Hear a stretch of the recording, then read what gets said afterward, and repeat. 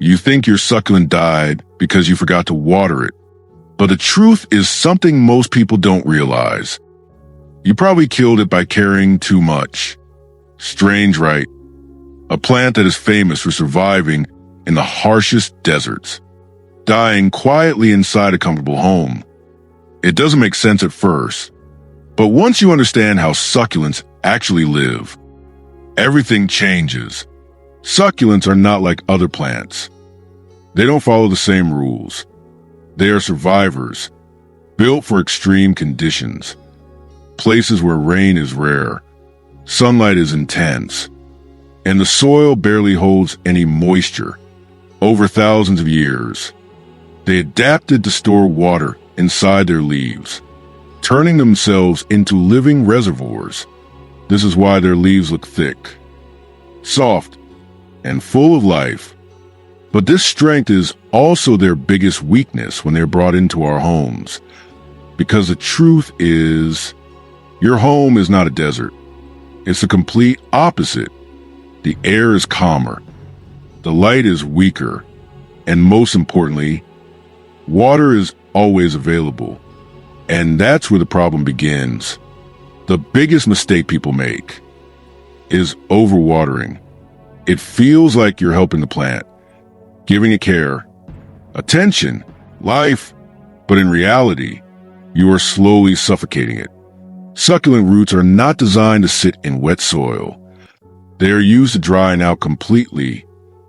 Again and again, when the soil stays wet for too long, the roots begin to rot, silently, without any warning. At first, everything looks fine. The plant still appears green, maybe even healthy. But beneath the surface, something is going terribly wrong. The roots lose their ability to absorb nutrients. Bacteria begins to grow, and the entire system starts collapsing. By the time you notice soft leaves or a blackened stem, it's already too late. And what makes it worse is that most people respond by watering even more, thinking the plant is thirsty, not realizing that they are accelerating the damage. It becomes a cycle, more water, more rot, and eventually the plant gives up. But overwatering is just one part of the story. Another silent killer is the pot you choose, something that seems purely decorative, but plays a critical role in survival. A pot without drainage holes might look beautiful, minimal, aesthetic, but for a succulent, it's a trap. Every time you water the plant, excess water has nowhere to escape. It collects at the bottom, turning the soil into a constant swamp. Imagine living in a place where your feet are always submerged in water, day and night. No air, no dryness, just endless moisture. That's exactly what your succulent experiences.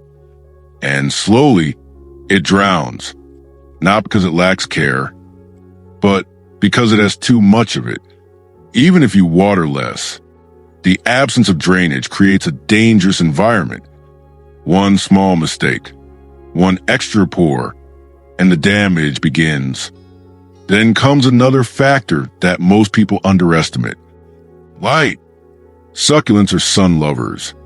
They are designed to thrive under direct, intense sunlight. In their natural habitat, they receive hours of strong light every single day. But inside a home, especially away from windows, the light is nowhere near enough. At first, the plant tries to adapt. It stretches, reaching out toward any source of light. Its compact shape begins to change. Leaves grow farther apart. The structure becomes weak, unstable. This process is called etiolation, but most people don't even know it exists. They think the plant is growing, when in reality, it is struggling to survive. Without enough light, the plant cannot maintain its strength. Its colors fade. Its growth becomes unnatural. And over time, it loses the very characteristics that make it beautiful. And when you combine low light with overwatering, the result is almost always the same. A slow, silent decline. But here's the part that changes everything. It's not that your succulent was weak. It's not that you failed completely. It's simply that the plant was misunderstood. We treat succulents like regular houseplants, giving them frequent water, keeping them in shaded corners, placing them in pots that prioritize style over function, and then we wonder why they don't survive. But once you understand their nature, their behavior, their needs, everything becomes simple. Succulents don't need constant attention. They don't need daily care. In fact, they thrive when you step back, when you allow them to experience dryness, when you give them space to exist the way they were designed, to water them only when the soil is completely dry, not slightly damp, not a little moist, completely dry. This one habit alone can save your plant. Choose pots that have proper drainage, even if they are not as visually appealing, because survival always matters more than aesthetics. And most importantly, give them light, real light.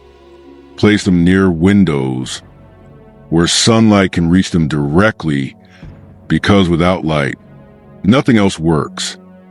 When you follow these simple rules, something amazing happens. Your plant changes. It becomes stronger, more vibrant, more alive. Its leaves regain their firmness. Its colors return. And it starts to grow the way it was meant to. And suddenly, what once felt like a difficult plant becomes effortless. Because the truth is, succulents were never hard to care for. We just made it complicated. Sometimes, the best thing you can do is less. Less water, less interference, less control. Because sometimes, less care is the real care. And maybe, just maybe, your plant was never dying. It was just waiting for you to understand it. Seedling fire.